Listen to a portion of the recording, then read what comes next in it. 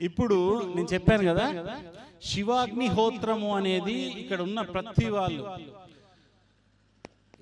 ఇంట్లో ఎలా చేసుకోవాలనే సనాతన మహాత్ములు చెప్పినటువంటి లింగ పురాణాంతర్గత విద్య అది.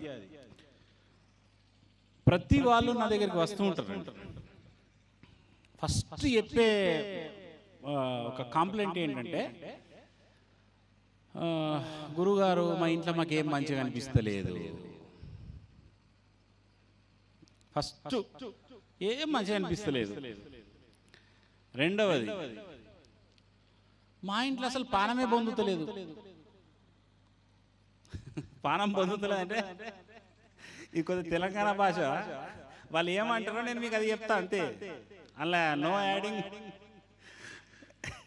No deleting. పానం పొందుతలేదు గురువు గారు, ఏమైందేమో అసలు నిద్రనే పడతలేదు ఈ మధ్యన ఇంట్లో. ఎందుకు అట్లా అంటే ఉన్నట్టుండి వైద్య ఏట. ఇల్లు అయితే కొత్తగానే కట్టుకున్నాము, కట్టుకున్న నాటి నుంచి ఇదే రవరప ఉన్నది అని కొందరు అంటారు. ఇవన్నీ ఎందుకు అంటే కొన్ని మీకు సీక్రెట్స్ చెప్పాలనుకుంటున్నా. దానికి ప్రధాన కారణము నకారాత్మక దోషాలు మీకు కానీ మీ ఇంటికి కానీ పట్టుకుంటాయి. మన ఇంటికి మంచి బుద్ధితో వచ్చే వాళ్ళు కొందరు, క్రూర దృష్టితో అడుగు పెట్టే వాళ్ళు కొందరు, వీడు ఎందుకు ఎదుగుతున్నాడనే అసూయతో వచ్చే వాళ్ళు కొందరు, పైకి నగుముఖము లోపటంతా కుల్లే, మేడిపండు చూడు మేలిమై ఉండన్నట్టు వాళ్ళు నవ్వుతూనే వస్తారు. కానీ వాళ్ళ ఇంటెన్షన్ ఎమోషన్ బ్యాడ్గా ఉంటుంది, దరిద్రంగా ఉంటుంది. చీర ఏడ కొనుక్కున్నావు అంటే టచ్ చేయాలనా అంటే టచ్ చేసి ఏం చేస్తారంటే వాళ్ళ అక్కసును వెళ్ళగలుగుతారు. నగలు ఏడ వేయించుకున్నావు, మంచిగా ఉన్నాయి, ముట్టుడే ముందు. కొంతమంది ఊర్లలో భయపడతారు, అబ్బా ఆడి చేయబడ్డదంటే మాడి మసి అయిపోతారా, అబ్బో ఆడు సూప్ పడద్దురో ఆడు మంచి ఇట్లా అంటారా అన్నారా? అగో నవ్వుతారు. అంటారా అన్నారా? నేను చెప్పేది కరెక్ట్ అంటే చేతులు లేపండి. సోయిలో ఉన్నారు. అప్పుడప్పుడు చేయి లేపిస్తా, లేకపోతే నిద్రపోయిన రోజు తెలియదు, లేకపోతే మీరు నిద్రపోతే నాకు నిద్ర వస్తుంది. మీరు నిద్రపోవద్దు, నన్ను నిద్రపోనియద్దు. అంటే ఎందుకు అంటే శుభ దృష్టి అశుభ దృష్టి, నీచ దృష్టి కృపా దృష్టి, రెండు రకాలు ఉంటాయి దృష్టిలలో. గురువులు ఇచ్చే దృష్టి కృపా దృష్టి. ఇది బాగా తెలుసుకోవాలా. గురువుల దగ్గరికి ఎందుకు వస్తారు? గురువుల చేత్తోని రుద్రాక్షనో పండో ఫలమో వాటెవర్ ఏదో ఒకటి తీసుకోవాలని మనుషులు తహతహలాడతారు. సాధువునాం దర్శనం పుణ్యం స్పర్శనం పాపనాశనం. మరి సాధువులు దర్శిస్తే ఎందుకు బ్లెస్సింగ్ అని లోకంకు అది తెలుసు అంటే, వాళ్ళ చూపు దైవీకంగా ఉంటుంది. అంటే తన లోపల ఏ చైతన్యాన్ని తాను దర్శించాడో, ఏ శివ సాక్షాత్కారం తాను పొందాడో ఆ తేజస్సుతో వాళ్ళను చూస్తాడు. కంటి చూపు అనేది ఎట్లుంటది వాళ్ళది అంటే, తేజస్సు శివ తేజోమయ పూరితంగా ఉంటుంది. అందుకేమవుతుందంటే ఈ చూపు పడగానే వాళ్ళకి ఆ దైవీ శక్తి వాళ్ళకు పట్టుకుంటుంది. అలాగే నెగటివ్ డైరెక్షన్లో ఏముంటుంది అంటే క్షుద్రత్వం ఉంటుంది. క్షుద్రత్వము మీన్స్ నీచ బుద్ధి. ఇక కొంచెం పచ్చిగా మాట్లాడేస్తా, మీరేమనుకోవద్దు. నికృష్టపు బుద్ధి, ఓర్వజాలలేని బుద్ధి, ఇతరుల ఎదుగుదలతో అసూయపడే బుద్ధి, ఇదంతా నెగటివ్ నకారాత్మక దోషాలు. ఇంకొంతమంది, ఐఎమ్ సారీ టు సే, కొంతమంది చేతబడులు కూడా చేపిస్తారు పైసలు ఇచ్చి, వాడి యొక్క నాశనం కావాలని, అటువంటి మాంత్రికుల చేతుల్లోకి ఎవరికెవరికి ఇచ్చేసి. ఇటువంటి సన్నివేశాలు కూడా మనం చూస్తాం గ్రామాలలో. ఉన్నట్టుండి మనిషి ఎండకపోతూ ఉంటాడు, వాడు ఉన్నట్టుండి వాళ్ళ ఇంట్లో ఆవులు చచ్చిపోతాయి, ఉన్నట్టుండి వాళ్ళ ఇంట్లో దూడలు చచ్చిపోతాయి, చెట్లు ఎండకపోతాయి. నీచ దృష్టి పడ్డది.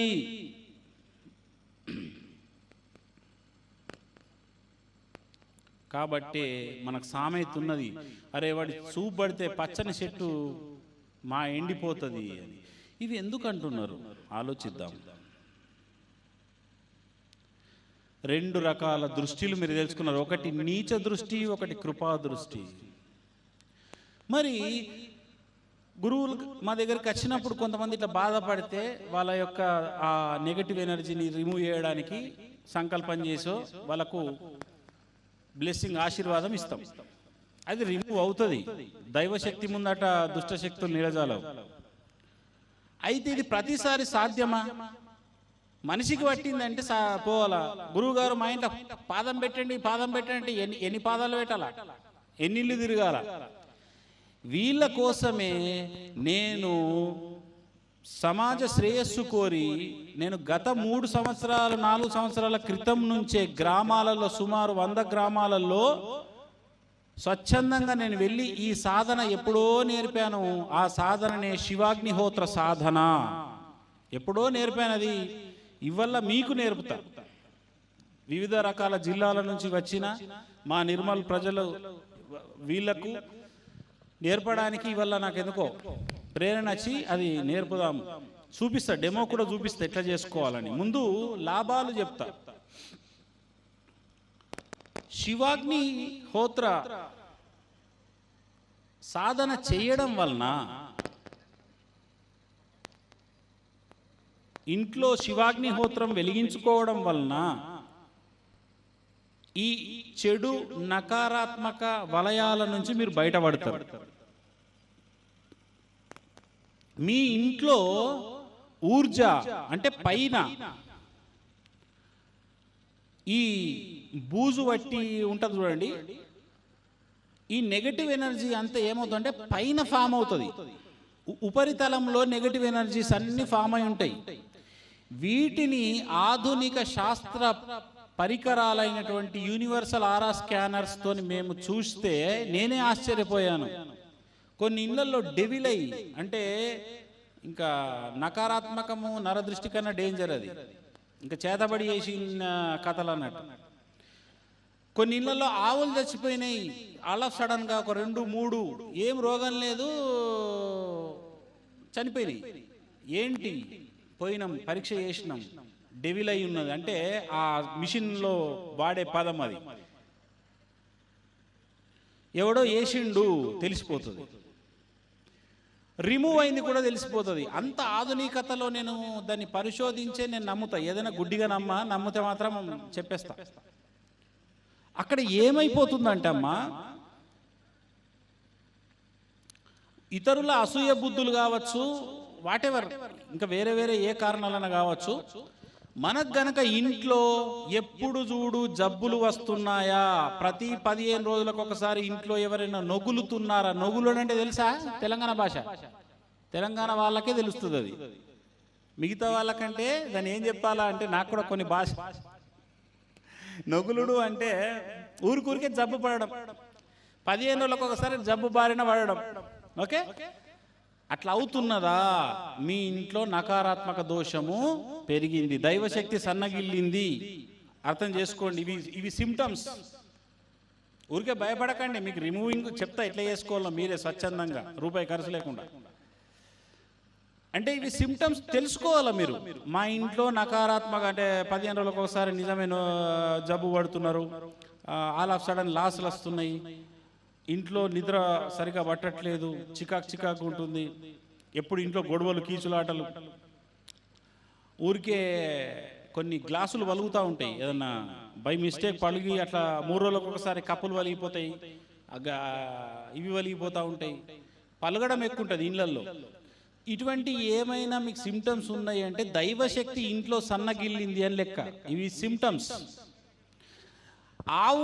ఆవులు కానీ ఇంట్లో పశువులు కానీ ఇంట్లో చెట్లు ఎండిపోతున్నాయంటే కూడా ఇవి సిమ్టమ్స్. ఎండిపోకూడదు. ఆల్ ఆఫ్ సడన్ గా అతనికి మందేయకనో నీళ్ళు పోయాకనో ఎండిపోవడం అంటే ఓ లెక్క, అది వేరు. ఏం లేదు, మంచిగా ఉన్నది ఉన్నట్టే పోయింది, ఉన్నది ఉన్నట్టే ఎండిపోయింది. ఈ నిన్నటిదాకా ఈ పశువు బాగుండే అది చచ్చిపోయింది అంటే ఊహించని ఏదైనా ఆపదలు తలుగుతున్నాయంటే బీ అవేర్. దైవశక్తి సన్నగిల్లి మీ నకారాత్మక ఊర్జ పెరిగింది. నకారాత్మక ఊర్జ అంటారు, నకారాత్మక శక్తి పెరిగింది. నకారాత్మక శక్తి, దైవీ శక్తి, ఈ రెండు రకాల శక్తులు ఉంటాయి. ఒకటి పెరిగితే ఇంకొకటి తరుగుతుంది. దైవశక్తి నీ ఇంట్లో పెరిగితే ఏ దుష్ట పీడలు, గ్రహ పీడలు, ఏ బాధలు ఉండవు. అటువంటి దుష్ట పీడలను, నకారాత్మక దోషాలను కూకటి వేళ్లతో సహా పెకిలించి వేసేదే ఈ శివాగ్నిహోత్రం మీరు ఇంట్లో చేసుకోవడం. రేపటి నుంచి ఖచ్చితంగా మా ఇంట్లో మేము సుఖశాంతులతో ఉండాలి అనుకుంటే మాత్రం నేను చెప్పిన ఈ సాధన 10 నిమిషాల పాటు చేస్తే చాలు. 10 నిమిషాలు.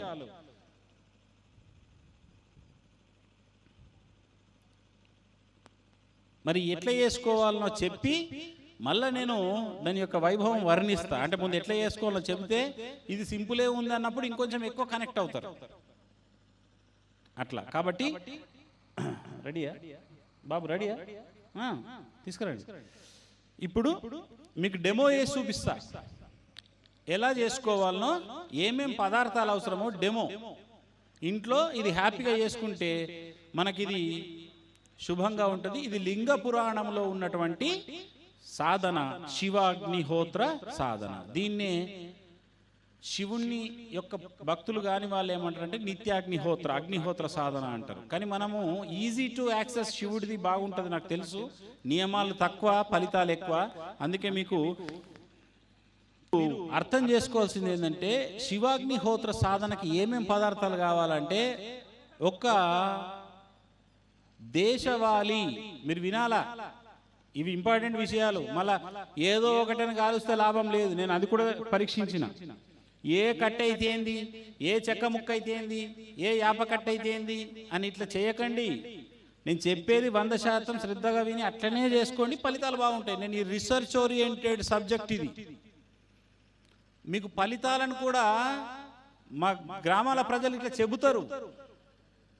ఎంత గొప్పగా చెప్తారంటే అంత గొప్పగా చెప్తారు వీటి ఫలితాలు. ఆవు, దేశవాళీ ఆవు అంటే ఏంది? దేశీ ఆవు. జెర్సీ ఆవులది పిడక వాడకూడదు. దేశీ ఆవు, నాటు ఆవు, మన ఊరు ఆవులు, ఆ ఆవు పిడక నంబర్ 1. ఏంది చెప్పండి, ఏం కావాలి? ఏం కావాలమ్మా ఒకసారి చెప్పండి. ఆవు పిడక. ఏదో చెప్తున్నారు. రెండవది ఒరిజినల్, వీలైతే ఒరిజినల్ ఆవు నెయ్యి, ఒరిజినల్ క్వాలిటీ దేశీ ఆవు నెయ్యే. మళ్ళీ నేను వేరేది ఏం చెప్తలేను. చూపెట్ట బాబు. ఆవు పిడక, ఇది ఒరిజినల్ మన ఆవులే. ఆవు పిడక ఒకటి. ఎందులో చేయాలి? ఎందులో చేయాలి? ఏం కావాలంటే శివాగ్నిహోత్రంకు చూడండి ఏం కావాలి? ఒక మట్టి చిప్ప దొరుకుతుందా? కరస 5,000 ఉంటుంది అంటారా? ఏమో గురువుగారు కరస పని చెప్తున్నారని భయపడుతురేమో. ఆవు పిడక మీకు గోశాలలకు వండి, దయచేసి గోశాలను బతికియండి కొంచెం. మన దగ్గర ఇక్కడ గాయత్రి గోశాల ఉన్నది, ఇంకా చాలా ఉన్నాయి చుట్టుపక్కల. గోశాలలో ఈడ గోశాల లేదు, మళ్ళీ ఈడికి వచ్చారు. ఉన్నాయి 6 ఆవులు మాకే. మన దగ్గర ఇక్కడ ఉన్నాయి. గోశాలకు వెళ్తే గోవుది స్వచ్ఛంగా పడ్డ ఈ ఎండు పిడిక తెచ్చుకున్నది వాళ్ళు, అవి వేసుకరండి. ఆ గోవులకి ఇంత దానా తీసుకపోతే వాళ్ళు ఫ్రీగా ఇస్తారు. గోగ్రాసం ఇవ్వండి, పాపం గోవులను బతికియండి. గో సేవ చేయండి. మీ దరిద్రాలను, గ్రహ దోషాలను పారదొలుతుంది గోసేవ. కాబట్టి ఆవు పిడికలు మీరు పూజా దుకాణాల్లో కొనొచ్చు, నాకు తప్పేం కాదు, వాళ్ళు కరెక్టే అమ్ముతారు, నేను అదేని కాదు. కానీ నీ కళ్ళతో చూడు కదా ఒరిజినాలిటీ. దీని భస్మం కూడా మీకు వేస్ట్ కాదు, చెప్తున్నా మీకు. రెండవది, ఆవు నెయ్యి. ఏమేం కావాలి? మట్టి పాత్ర లేదా రాగి పాత్ర స్తోమత ఉంటే. ఆవు పిడుక, ఆవు నెయ్యి. ఆవు నెయ్యి కూడా ఎంత? షారెడంత. ఎంత? ఈ గిన్నెను చూసి భయపడారు, ఇది హోమం లెక్క ఉన్నదని. చారెడంత నెయ్యి. ఎంత చెప్పండి అమ్మా? ఎంత సింపుల్గా చేసుకోవచ్చు నేను చెప్తా చూడండి. ఒకసారి చూడండి. ఈ ఇటుకను 4 ముక్కలుగా వేసేసి మనం ఇలా పెట్టుకోవాలి. 4 ముక్కలు ఎక్కువ తుమ్మురు చేసి పొడి పొడి వేయద్దు, 4 ముక్కలు చాలు. అప్పుడు మీకు మంచిగా పేర్చేస్తుంది అందులో.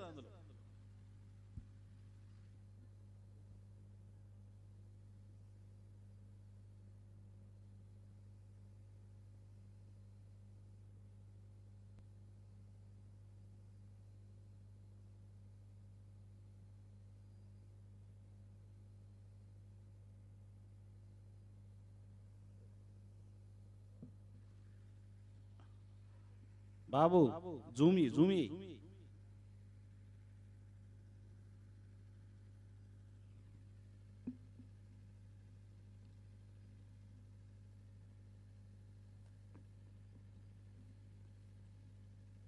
లోపల ఒక కర్పూరం వేసాను చూసారా? ఒక కర్పూరం వేసాను.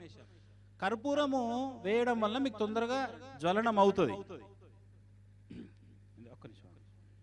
ఇప్పుడు ఏం చేస్తామంటే ఇట్లా పేర్చుకున్నాం, జస్ట్ విరిచేసి కర్పూరం వేసి పేర్చుకున్నాం కదా. ఒక్క పిడిక చాలు. అది సన్నపుది ఉంటే బాగుంటుంది. దొడ్డుది పెట్టి అది ఆరాలంటే 40 నిమిషాలు అవుతుంది.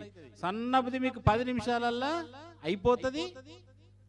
దాని యొక్క ఫలితం వస్తుంది. నేను ఇవన్నీ ఎందుకు ప్రతిదీ డీటెయిల్గా చెప్తా అంటే మీకు ఏ ఇబ్బంది కలగద్దు, ఖర్చు ఎక్కువ ఉండద్దు, ఫలితం అపారంగా ఉండాలి. ఇది నా కాన్సెప్ట్. ఇప్పుడు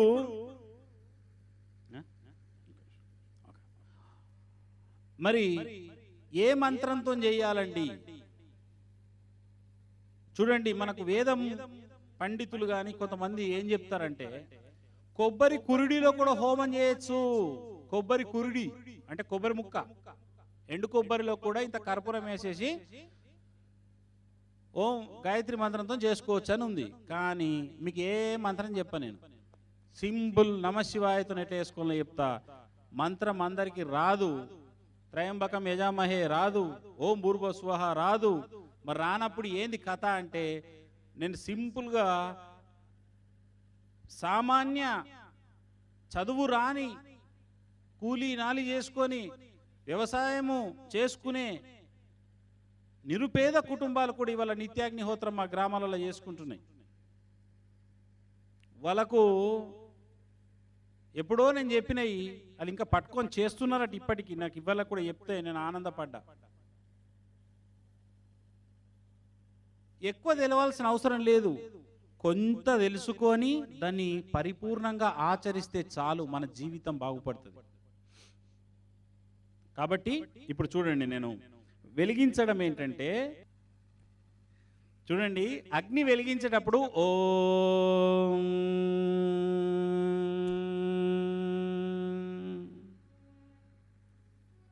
ఒక స్పూన్లో పెట్టి వెలిగించండి. ఒక స్పూన్, టీ స్పూన్ అయినా పర్వాలేదు. రాగిదైతే కొంచెం మంచిది, స్టీల్ది అయినా నడుస్తుంది, ప్లాస్టిక్ది నడది. ఓం అని మనము ఈ ఆల్రెడీ ఇందులో కర్పూరం వేసాం కదా, అందులో వేస్తాం. చూడండి, చూపెట్టు బాబు, ఎటో చూపిస్తున్నాడు ఈయన. ఇది జూమ్ చేయండి.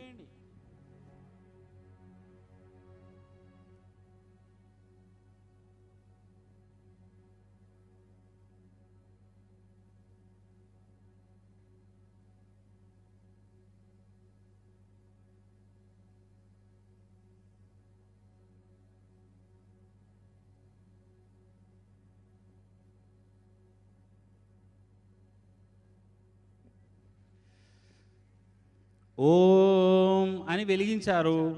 నెక్స్ట్ చిన్న స్పూను, ఇది చూపిస్తే కన్ఫ్యూజ్ అవుతారు, అందుకే చిన్న టీ స్పూన్తోని వేడి వేసినటువంటి ఆవు నెయ్యిని స్వాహాకారాలు ఇవ్వాలి. ఏమని? ఒక్కసారి ఇట్లా వెలిగించిన తర్వాత అగ్ని రూపములో కొలువై ఉన్న పరమాత్మ, పరమేశ్వర నీకు నమస్కారము అని ఇట్లా ఒకసారి ప్రణమిల్లి నా ఆహుతులను స్వీకరించి నన్ను లేదా నా పూజను స్వీకరించానండి, ఆహుతులు అని అందరికి అనరాదు, ఏదో అన్నాడు గురువుగారు అరదు, ఓహుతులా ఆహుతులా అన్నట్టు అయిపోతుంది. మళ్ళా నా పూజను స్వీకరించి నన్ను అనుగ్రహించు అని మొక్కాలి, అగ్నిదేవునికి మొక్కాలి. అగ్ని రూపంలో అగ్నిరూప రుద్రాయ ఉంటాడు, రుద్రుడు ఉండేది అగ్ని రూపాన్ని పట్టుకొని. సో ఈ రుద్రుడి భగవానుడు నీకు అగ్ని రూపంలో ఉన్నాడు, అటువంటి రుద్రుడికి ఓం స్వాహ అనండి. ఓం స్వాహ మీరు అనాలి, ఓం స్వాహ అంటున్నారా? ఒకసారి గట్టిగా రండి, ఓం అనండి.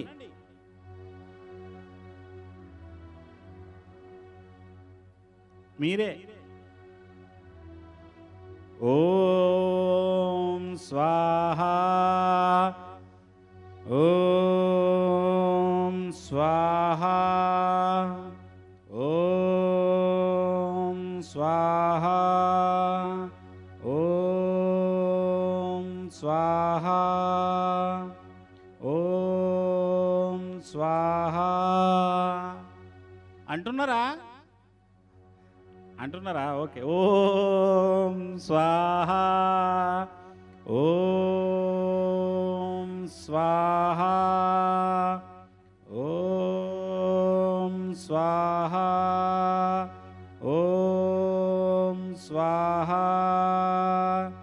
ఓం స్వాహ.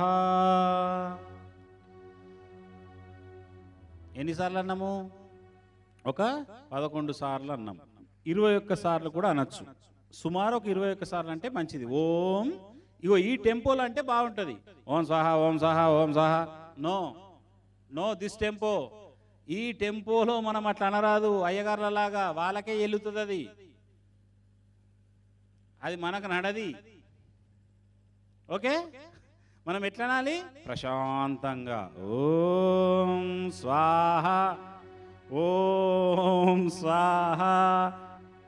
ఇది అనరాని వాళ్ళు చేతులు ఎత్తండి. మాకు ఓం స్వాహ అనరాదు, నోరు తిరుగుతలేదు ఉన్నారా? ఉంటే అలాగే ఇంకొకటి చెప్తా. మూగవాడు కూడా పలికే శబ్దం ఓంకారం, సృష్టినాదం ఓంకారం, పరమాత్ముడి శబ్దం ఓంకారం, పరమాత్ముడి యొక్క ఉనికి ఓం. ఓం అనేది దైవత్వం. ఆ ఓంను, ఆ ఓంకి డైరెక్ట్ నువ్వు స్వాహాకారాలు ఇస్తున్నావు, అయిపోయింది. ఇంకేమండి సాధన? యాక్చువల్ ప్రతి మంత్రం అంతా అఫర్మేషన్, అక్కడ ఒక భావన రిలీజ్ అవుతుంది మీకు.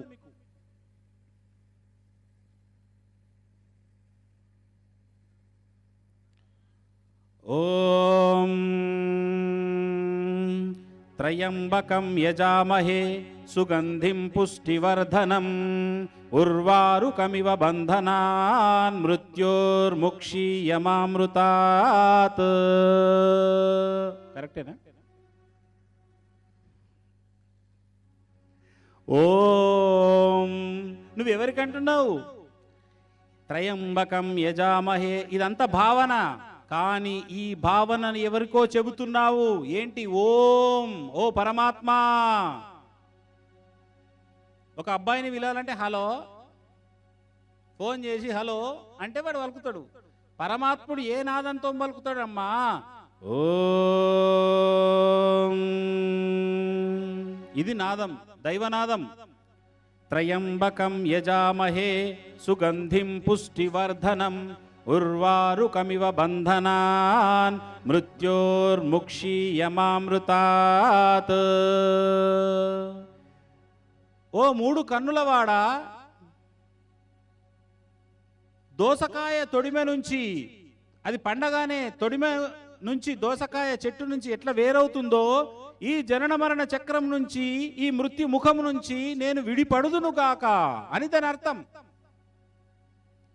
అంటే నువ్వు భావన చేస్తున్నావు. ఇప్పుడు ఈ భావన అంతా ఎవరికి చెప్తున్నారు? ఓం ఆయనకి చెప్తున్నారు. అర్థమవుతుందా?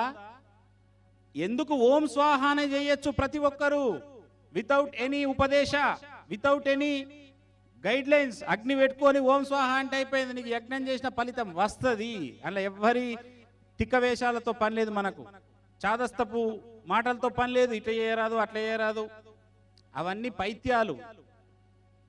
నా దగ్గరికి రమ్మనాలి అటువంటి వాళ్ళని. ఇవి దీనికి అర్థమైంది బాబు, నువ్వు దేన్ని అంటున్నావు అంట. ఊరికే మంత్రం మంత్రం అని ఎంటబడతారు. దేన్ని నువ్వు ప్రార్థిస్తున్నావు?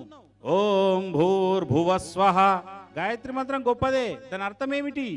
ఓం భూర్భువస్వః పిడికలి తత్సవితుర్వరేణ్యం భర్గో దేవస్య ధీమహి ధియో యో నః ప్రచోదయాత్.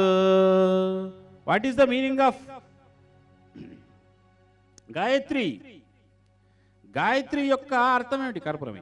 గాయత్రి యొక్క ఎప్పుడన్నా జ్వాల అటు ఇటు అవుతుంది, కర్పూరం చుంచి వేయాలి. ఇట్లా చుంచి వేస్తే మంచి ఫ్లేమ్ వస్తుంది. ఇవన్నీ మీకు ఎగ్జాంపుల్ చెప్తే మీకు అర్థమవుతుంది. మాకు గాయత్రి మంత్రము తిరగది, మరి వాళ్ళు చేస్తున్నారు కదా అంటే తప్పు కాదు. ఓం స్వాహ వేస్తే నీకు సర్వము వచ్చినట్టే అనేది మీకు అది స్ట్రాంగ్ చేస్తున్నా, మీకు స్ట్రాంగ్ చేస్తున్నా. ఓం అన్నప్పుడు మళ్ళా ఓ పరమాత్మ, విశ్వామిత్ర మహర్షి కోరుతున్నాడు ఓం ఓ పరమాత్మ అన్నట్టు దాని అర్థం. భూర్భువస్వః తత్సవితుర్వరేణ్యం భర్గో దేవస్య ధీమహి ధియో యో నః ప్రచోదయాత్. భూర్లోకము, భువర్లోకము, సువర్లోకము, జనాలోకము, తపోలోకము, ఎన్ని లోకాలైతే ఈ విశ్వంలో ఉన్నాయో ఈ సకలాన్ని ఏదైతే ప్రకాశింపజేయుచున్నదో ఓ పరమాత్మ, అట్టి దివ్య శక్తిపై ఆ దివ్య తేజస్సుపై నా దృష్టి ధియో యో నః ప్రచోదయాత్, నా దృష్టి నిలుచునుగాక. ఎవరికి అడుగుతున్నాడమ్మా? ఓం. మిగతాదంతా భావన. ఎవరికి అడుగుతున్నాడు ఈ భావన? ఓం. ఈ అర్థం తెలక ఇక చదువుతూనే ఉంటారు. ఏ తేజస్సు ఈ సకల విశ్వాన్ని పరిపాలించుచున్నదో, సృష్టించినదో అటువంటి తేజస్సుపై సదా నా దృష్టి నిలిచి ఉండునుగాక అని విశ్వామిత్ర మహర్షి తన యొక్క అఫర్మేషన్ చెబుతున్నాడు, దేవుడికి సంకల్పాన్ని చెప్తున్నాడు. ఇది ఎవరికి అవసరం లేదు, ఇక చదువుతా ఉంటారు.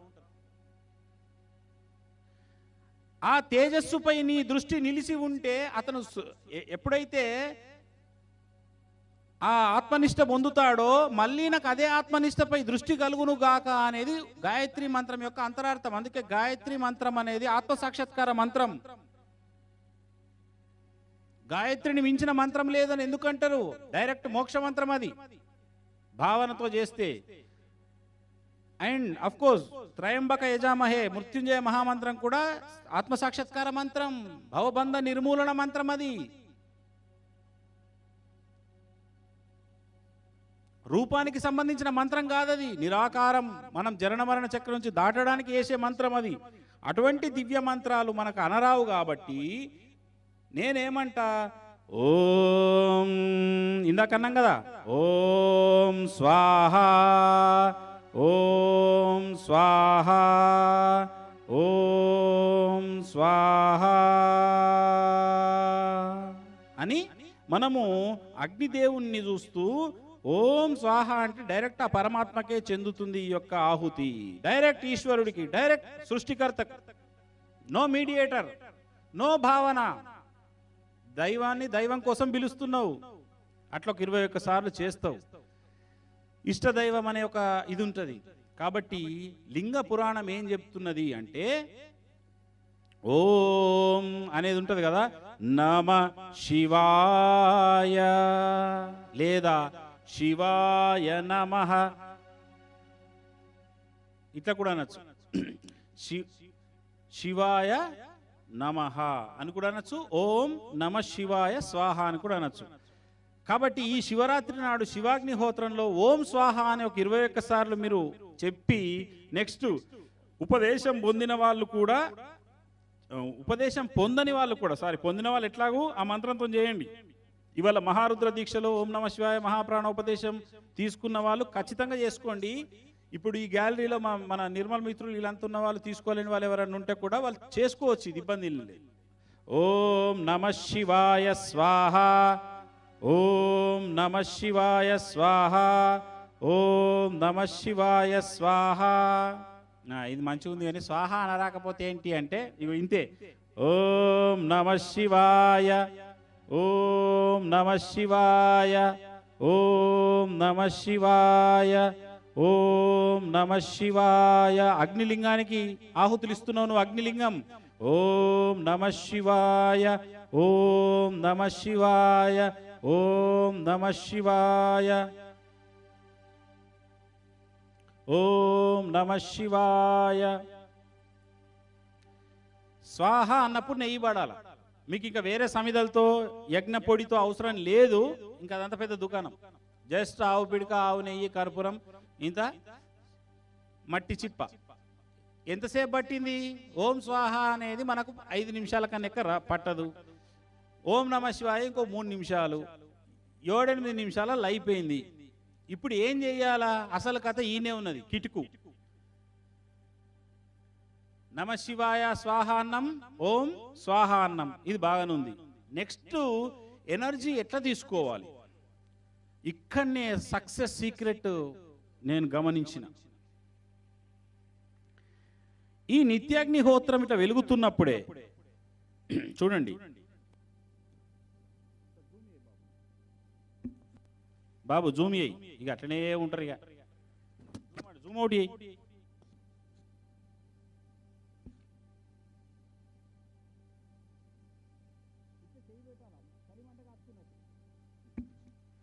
ఇట్లా చేయి పెట్టాలి, చలిమంట కాచుకున్నట్టు ఇట్లా.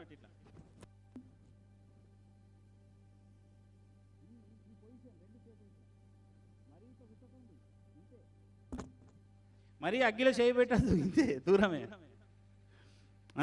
ఎక్కువ శక్తి వస్తుందని లోపలికి పెట్టారు. ఇట్లా 2 చేతులు, మైక్ ఉంది కాబట్టి ఒక చేతితో చెప్తున్నా, మీరు వినండి. చూడండి, ఇప్పుడు తెలుగు సంకల్పాలు, సంస్కృత సంకల్పాలు పాపం మీకు అర్థం కావు, ఆ నోరు తిరిగాయి, మరి అందులో ఏమున్నదో తెలియదు. ఇక ఇట్లనే ఉందామా మనం? నేను లాస్ట్ టైం మీకు ప్రాణలింగం ఇచ్చినప్పుడు చెప్పానా? శంచమే అభిషేకం చేసేటప్పుడు దాని అర్థం కూడా కింది ఇచ్చినాం. ఏమండి కింది ఇచ్చినాం? విత్తంచమే అన్నప్పుడు ధనాన్ని ప్రసాదించు శివ అని కింద నేను ఇచ్చాను. ఒక ఫ్రీ అది ఒకటి కరపత్రం ఇచ్చాం మేము. అర్థం కావాలా మీకు? మరి ఇది కూడా అట్లనే. మరి దీన్ని ఏం చేయాలి తెలుగులో? ఇప్పుడు నేను చెప్తా చూడండి. ఐశ్వర్యేష్టి మంత్రాలని ఉన్నాయి వేదంలో. అవి ఎంత అద్భుతమైన మంత్రాలంటే, పరమేశ్వర తమరు ఆకాశము నుంచి దయచేసి మా కోసము ధనములను పూర్తిగా మా 2 చేతులలో కుమ్మరియము, తమరు 4 చేతుల ద్వారా మా పైన ధనమును కుమ్మరియము అంటది వేదం. వేద మహర్షులకు ఎంత వైరాగ్య పురుషులు. వాళ్ళు ఎందుకు కోరుకున్నారు అంటే, సంపద, సమృద్ధి, ఆరోగ్యము, ఆనందము, ఆత్మజ్ఞానము, ఇవన్నీ మన యొక్క జన్మ హక్కులు. బికారిగా ఉండడం కాదు మనం ఉండడం, పనికి మాలిన వాళ్ళలాగా ఉండడం కాదు. ప్రతి ఆస్పెక్ట్లో మీరు శక్తివంతులుగా, శక్తిపరులుగా మీరు ఉండాలి అన్నది వేదం చెప్తున్నది. ఇప్పుడు ఎట్లా చేసుకోవాలి? ఇగో వెచ్చదనాన్ని మీ యొక్క ఫేస్కు తీసుకోవాలి. నేను కొంచెం ఏదన్నా లైట్ చిన్న సన్నది కొంచెం వెలగాలి. ఇక వీళ్ళకి అర్థం కాయింది దాకా వెలుగుతూ ఉండాలి.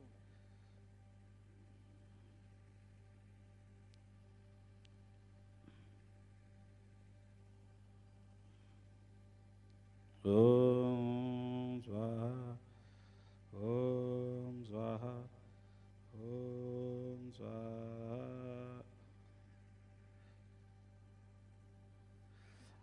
చూడండి, ఇప్పుడు ఇట్లా పెడుతున్నా కదా. ఈశ్వర నాకు పరిపూర్ణ ఆరోగ్యమును ప్రసాదించుము. ఇట్లా తీసుకోవాలి. ఎనర్జీని అగ్ని సాక్షిగా నువ్వు తీసుకొని నీ యొక్క ముఖానికి పెట్టుకోవాలి, ఇక్కడికి తెచ్చుకోవాలి. ఈశ్వర నన్ను సాటి లేని గొప్ప ధనవంతుడిగా తీర్చిదిద్దుము, ఇట్లా పెట్టుకోవాలి. ఈశ్వర మా గృహములో సుఖ సంతోషాలు సమృద్ధిగా ఉండేలా ఆశీర్వదించుము, ఇట్లా తీసుకోవాలి. ఇవన్నీ ఎందులో ఉన్నాయి? మీకు రాజశ్యామల వ్రతం బుక్ అని ఉన్నది, అందులో ఇవన్నీ ఉన్నాయి. ఆ బుక్ ఫ్రీగానే ఇద్దరు తీసుకోండి. అదే ఈశ్వర సిద్ధి వ్రతం ఏదో ఒక బుక్లో ఉంటాయి. ఐశ్వర్య సిద్ధి వ్రతం కదా. నేను అది సంగ్రహించిన బుక్ ఉంది. ఆ బుక్లో ఈ తెలుగు సంకల్పాలు ఉంటాయి. అగ్నిహోత్రం చేయండి, లాస్ట్కు పెట్టుకోండి. ఇట్లా మీరు చూస్తారు మీ జీవితంలో, మీ గృహంలో ఎంత మార్పు వస్తుంది. ఈ సంకల్పాలు చేయడం మట్టుకు very very important. High energy మీకు రిలీజ్ అవుతుంది. మీకు తెలుసో తెలియదో దీని యొక్క విలువ. ఆవు పిడిక ఆవు నెయ్యి ఎందుకనంటే, ఒరిజినల్ ఆవు పిడిక ఆవు నెయ్యి అయితే ఒక 10 గ్రాముల ఆవు నెయ్యి టన్ను ఆక్సిజన్ ఉత్పత్తి చేస్తుంది అని సైంటిఫిక్గా నిరూపించారు. టన్ ఆక్సిజన్ అట, ఒక టన్. అంటే ఆక్సిజన్ లెవెల్స్ కోసం మనము ఆక్సిజన్ సిలిండర్లు కొనుక్కునే దుస్థితి రాదు. మన ఇంట్లో కూడా ప్రాణశక్తి చాలా పెరిగితే అనారోగ్యాలు రావు. ప్రాణశక్తి నిర్వీర్యం ఉన్నప్పుడే మనకు అనారోగ్యాలు దాపురిస్తాయి. ప్రతి ఒక్కరు గనక మీ ఇంట్లో ఇది చేసుకుంటే సుస్పష్టమైన మార్పులు గమనిస్తారు. మీరే నాకు చెప్తారు. భోపాల్లో ఒకటి అప్పట్లో ఒక గ్యాస్ పేలుడు దుర్ఘటనకు విషవాయువు అంతా పాకి కొన్ని వందల మంది చనిపోయారు. ఒక ఫ్యామిలీ కూడా ఎట్లా చచ్చిపోతాం కదా, మనం చేసుకునే రోజు నిత్యాగ్నిహోత్రం చేసుకునేది అది చేసుకుంటూ చచ్చిపోదామని అందరూ కూర్చొని ఇట్లనే ఇంటిల్లిపాదిగా పోయేటప్పుడు పరమాత్మ చింతనని పెట్టుకున్నారు. అందరు చచ్చిరు కానీ కుటుంబ సభ్యులు కావాలి. ఎందుకంటే విషవాయువు హరించవేయబడ్డదట. That is the power of agnihotra. Original ఆవు పిడుక ఆవు నెయ్యే వాళ్ళు వాడింది. ఏది పడుతుంది వాడరు. పవర్ దీనికి ఉంటుంది. నువ్వు మామూలు ఏదో కట్టె గీ చెత్త చెదరం తెచ్చిన కట్టె పెట్టి మంట పెడితే వస్తుందా? ఏదన్నా అగ్ని కదా అని. దేని అగ్ని, ఏ అగ్ని విలువ దానికి ఉంటుంది. అట్లనే ఇంకొక ఉపయోగం ఇవన్నీ మనకు శాస్త్రంలో పక్కన పెట్టండి కొద్దిసేపు. సైన్స్ నిరూపించింది ఏంటంటే క్యాన్సర్ నివారించే శక్తి గోవుకున్నది, గోవులో ఉన్న ప్రతి పదార్థానికి ఉన్నది అని. ఇట్లా అగ్నిహోత్రం చేయడం వలన మీరు మామూలుగా ఉండదు. దాని రిజల్ట్ యాంటీ రేడియేషన్ ఎలిమెంట్స్ ఎన్నో ఉంటాయి. మీరు స్మోక్ ఇప్పుడు వచ్చే ఈ స్మోక్ ఎంత మంచిదంటే, మీరు పీల్చితే శరీరంలో ఇన్స్టాంట్ బ్లడ్లో కలిసే శక్తి వాయువుకు ఉంటుంది. అది విషవాయువు అయినా సరే, అద్భుతమైన దైవీ వాయువు అయినా సరే, ఇటువంటి హోమవాయువు. ఈ వాయువు నువ్వు పీల్చి వెంటనే అబ్జర్వ్ చేసుకుంటే శరీరంలో కణకణానికి అది వెళ్ళిపోతుంది, కణకణానికి వెళ్ళిపోతుంది. అప్పుడు అందులో క్యాన్సర్ సెల్స్ ఏదన్నా ఉంటే ఇది డిస్ట్రాయ్ చేసే శక్తి అగ్నిహోత్రం యొక్క ఇప్పుడు నేను చెప్పిన సాధనకు ఉంటుంది. నంబర్ 1. రెండవది ఏంటంటే మీకు రోగ నిరోధక శక్తి పెంచే శక్తి ఈ అగ్నిహోత్రంలో ఉన్నట్టు మనకు ప్రూవ్ అయింది. ఇవన్నీ సైన్స్లో నిరూపించబడ్డాయి.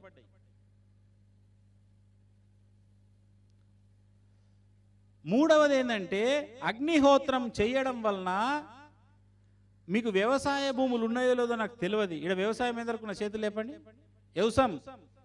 వ్యవసాయం పండిస్తారా? ఓకే, 50% వ్యవసాయదారులు. Very good. ఇక్కడ మా దగ్గర ఇవ్వల కూడా అడిగిన ఒక గడచంద భూలక్ష్మి అని ఉంటుంది, ఇందులో ఉన్నది ఆడియన్స్లో. ఆ అమ్మ అప్పట్లో నువ్వు ఒక అనుభవం చెప్పినావు, మళ్ళీ ఒకసారి చెప్పు. ఇప్పుడు నేను ఇలా అది నేర్పుతున్నా ఇక్కడ కొత్తగా వచ్చిన వాళ్ళకు అంటే, మేము ఇప్పటికీ చేస్తున్నాం, ఇప్పుడు కూడా అదే లీలో ఉన్నది అనమాట. ఏందమ్మా అన్న, అప్పట్లో నారేసిండ్రు, అంటే అదేమంటారు నారు, అవే నారేనా, నాట్లు వేసిండ్రు. నాట్లు కాదు, నారు కోసం వరి చల్లుతారు కదా ముందు. అందరి మొలలేవట మొలకలు, వీళ్ళదేమో పచ్చగా మొలిసి, చుట్టుపక్కల మళ్ళు మొలలేవి, వీళ్ళది మొలిసింది. అందరి ఎండిపోయినాయి, మీది ఎందుకు మొలిసింది, మీరు ఏమేసిండ్రు, ఏ మందు వాడినట్టే? నేను ఫర్టిలైజర్ కొట్టలే, ఏం కొట్టలే. ఆ అమ్మ అన్నది, ఏం కొట్టినా మేము మా గురువు చెప్పిన నిత్యాగ్నిహోత్రం చేసుకుంటాము, ఆ బూడిద తీసుకుపోయి వేసిన పచ్చగా ఉన్నది. ఇవ్వల్ల కూడా చెప్తుంది ఆ అమ్మ, ఇప్పుడు కూడా అదే పరిస్థితి ఉందట. మిగతా వాళ్ళకంటే వీళ్ళది ఎక్కువ మోతాదులో ప్రతిసారి వాళ్ళు పండించేదానికంటే ఎక్కువ పంట తీస్తున్నారట. ఆమె ఇప్పటికీ ఏ మందు చల్లలేదు అని గర్వంగా చెప్పుకుంటుంది. ఉన్నావా భూలక్ష్మి? ఏడున్నావో తల్లి? నిద్రపోయినట్టున్నది. సరే, కాబట్టి నిత్యాగ్నిహోత్రం చేసుకున్నటువంటి ఈ శివాగ్నిహోత్రం చేసుకున్నటువంటి ఇప్పుడు నేను చెప్పిన పదార్థాలతో చేసుకున్నటువంటిది బూడిద కూడా వేస్ట్ కాదు, పంటకు గొప్ప దిగుబడి ఇస్తున్నట్టు మేము ప్రూవ్ చేసినాం. గొడిసెర అనే ఊర్లో నేనే షాక్ అయినా. మీకు నా యూట్యూబ్లో కూడా అది నేను ఆ అమ్మతో సంభాషించిన వీడియో ఉన్నది, ఒక 3 ఏళ్ల క్రితం. అప్పుడు వేరే ఉంటుండే, జుట్టు బిట్టు ఉండకపో, అప్పుడు మామూలు కటింగ్ ఉంటుండే. అయితే ఆమెకు పసుపు ఏదో పండించారు, పసుపు పండిస్తే ఆ పసుపు పంటల రోజు చూడయ్యా బాబు, ఒకటేసారి వేస్తే పోతుంది. పసుపు పంట వేస్తే ప్రతిరోజు నాకు మంచి దిగుబడి రావాలా అని చెప్పి వీటిని ఏమంటారంటే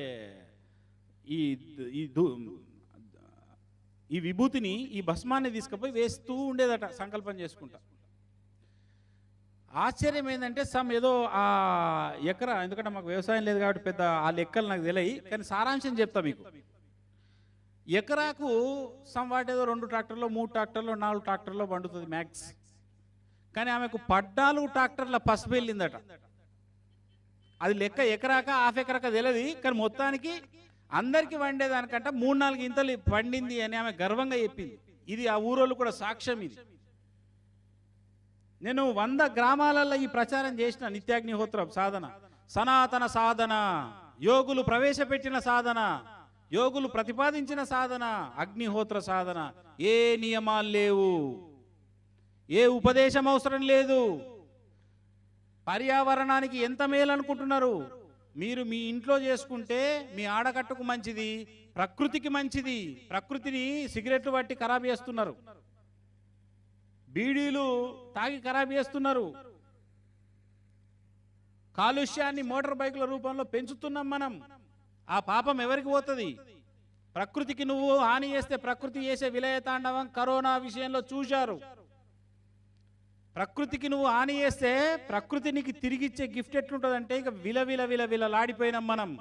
ఆ పరిస్థితులు మన రాబోయే తరాలకు రావద్దు. ఓజోన్ పొర కరిగిపోవద్దు అంటే ప్రతి ఒక్క ఇంటిలో నిత్యాగ్నిహోత్రం, ఈ శివాగ్నిహోత్రం జరిగినప్పుడు అది ఇంకొక లెవెల్లో మనము ప్రకృతికి, పర్యావరణానికి కూడా మనం సేవ చేసిన ఫలితం వస్తుంది. ఇది మీరు బాగా తెలుసుకోవాలా, ఇది చాలా ఇంపార్టెంట్ విషయం. ఇక 11:30 అవుతుంది కాబట్టి రుద్రాక్ష ఏది 11:30 అవుతుంది అనుకుంటున్నారు, వస్తుంది. మీ దగ్గరికే వస్తున్నా, నేను రాను, వస్తాయి రుద్రాక్షలు. ఇది కంప్లీట్ చేసి వస్తుంది, టాపిక్ మళ్ళా కట్ కావద్దు కాబట్టి 100కు 100% అంత అద్భుతమైన సైంటిఫిక్తో కూడుకున్న ఇటువంటి శివాగ్నిహోత్ర సాధన చేయడం వలన పరమేశ్వర అనుగ్రహం కలుగుతుంది.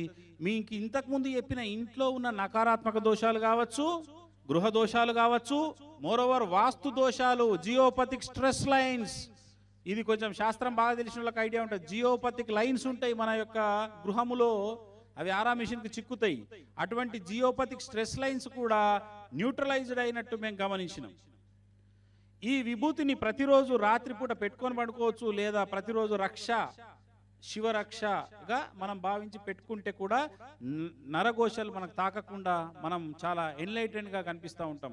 ఎప్పుడైనా మన హైందవ ధర్మ సంస్కృతి గురించి ఇట్స్ ఎ టైం కాబట్టి చెప్తున్నా, బొట్టు పెట్టుకునడం యూత్ పిల్లలు కూడా ఇక్కడ ఉన్నారు, నేను గమనిస్తున్నా. దయచేసి మీరు ప్రతి ఒక్కరు కనీసం మీరు విభూతి అయినా పెట్టుకోండి. కుంకుమ పెట్టుకోవడం నామూషి అయితే, విభూతి షాపులో దొరుకుతుంది, లేదంటే ఇట్లా ఆవు పిడికను మంచిగా కాల్చి ఇంట్లో మీరే తయారు చేసుకొని పెట్టుకోండి. అట్లా పెట్టుకుంటే మీకు ఈ థర్డ్ ఐ అని అంటది, ఇక్కడ వేరే వేరే నకారాత్మక దోషాలు ఏదైనా మీలో ప్రవేశించాలి అంటే ఈ నేత్రం గుండా వెళ్తుంది, ఇది సూక్ష్మ నేత్రం గుండా వెళ్తాయి. అందుకే ఎవరిని పడితే వాళ్ళని ఈ నుదురు భాగాన్ని తాకనివ్వద్దు. మన సనాతన ధర్మం ఇక్కడ బొట్టెందుకు పెట్టాలని ప్రతిపాదించింది అంటే నెగటివ్ ఎనర్జీలు మనకి ఇక్కడ రాకుండా ఉండడానికి.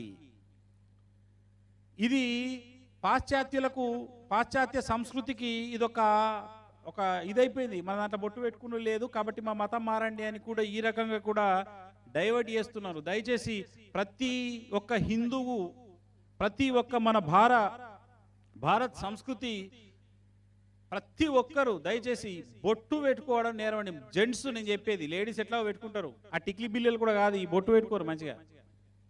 ఆ టిక్లీలు ఒకటి ఆ పెడుతున్నారైతే కనిపిస్తలేవు, అట్లా పెడుతున్నారు. బొట్టు పెడితేనే శుభము. మీరు బాధపడ్డా సరే నేను చెప్తున్నా, ఇది ఒక బొట్టు పెడితే ఏమవుతుందమ్మా, అది మంచిది మీకు. మీరు జెంట్స్ అయితే విభూతినైనా పెట్టండి, ఇట్లా చిన్నగా పెట్టుకోండి, లేకపోతే కొంచెం గుండ్రంగా పెట్టుకోలేదు, ఇట్లా అడ్డనామనే పెట్టుకోండి. అదొక ప్యాషన్ కదండి. అదేంటి అంతా ఇప్పుడు ఓల్డ్ మళ్ళా రీ అవుతున్నాయి కదా, అన్నీ పాత సిస్టంలే వస్తున్నాయి. కాబట్టి అందులో ఇది కూడా మళ్ళీ ఒక ట్రెండీగా మీరు అంతా సెట్ చేయాలి, కంపల్సరీ బొట్టు పెట్టుకోవాలనేది ఈ సందర్భంగా నేను మీ అందరికి విన్నపం చేస్తున్నా.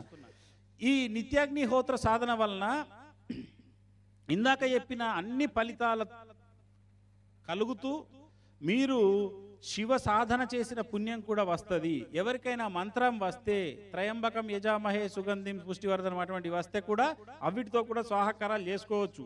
గాయత్రి మంత్రం వస్తే గాయత్రి మంత్రం కూడా స్వాహాకారం చేసుకోవచ్చు, ఇబ్బంది లేదు. రాని వాళ్ళ గురించే నేను ఎక్కువ ఆవేదన పడతా. వచ్చిన వాళ్ళు ఎట్లనే చేసుకుంటారు, వాళ్ళ గురించి లొల్లి లేదు, వాదన లేదు. కాబట్టి అందరూ శివాగ్నిహోత్ర సాధన చేసుకోవాలి. చేసుకుంటారా? చేతులు లేపండి అంటే లేపమంటే లేపినరా? నిజంగా శివుడి ముందట మాట ఇచ్చారు, మీ ఇష్టం మరి.